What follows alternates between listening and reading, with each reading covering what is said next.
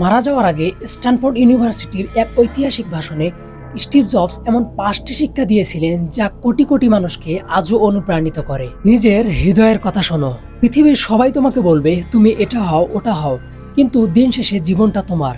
একমাত্র তুমি জানো তুমি কি হতে চাও আর পৃথিবীতে কিভাবে বাঁচতে চাও। আজকের প্রতিটি অভিজ্ঞতার মূল্য আছে। এখন হয়তো তোমার কাছে কষ্ট, ব্যর্থতা, অপ্রত্যাশিত ঘটনা তোমার কাছে অর্থহীন বলে মনে হচ্ছে, কিন্তু আজ থেকে 5 বছর পর ঠিক পিছনে ফিরে তাকালে বুঝবে যে প্রত্যেকটা ঘটনায় তোমার কাছে মূল্যবান হিসাবে প্রতীয়মান হচ্ছে। অর্থাৎ প্রত্যেকটা ঘটনায় তুমি ডট পয়েন্টের মাধ্যমে কানেক্ট করে তুমি তোমার জীবনের সেরাটা বের করতে পারবে। যে কাজটি করতে ভালোবাসো সেই কাজটি করো, কারণ আমাদের জীবনের বড় একটা অংশ আমাদের কাজ করেই কাটাতে হবে। আর কাজের প্রতি ভালোবাসা না থাকলে কোনো কাজেই তুমি দীর্ঘদিন তোমার বেস্টটা দিতে পারবে না। ব্যর্থতাই শেষ নয়।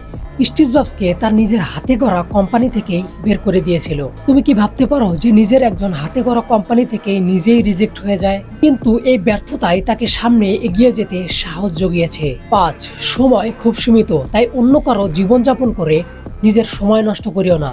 অন্যের চিন্তাভাবনার ফলে যে বিশ্বাস জন্ম নেয়, সেই বিশ্বাসের ফাঁদে পড়ে জীবন নষ্ট করিও না। সবচেয়ে বড় কথা, সাহসী হও, যেন নিজের মনের কথা মতো চলতে পারো। শুধুমাত্র তোমার মনেই জানে তুমি আসলে কি হতে চাও।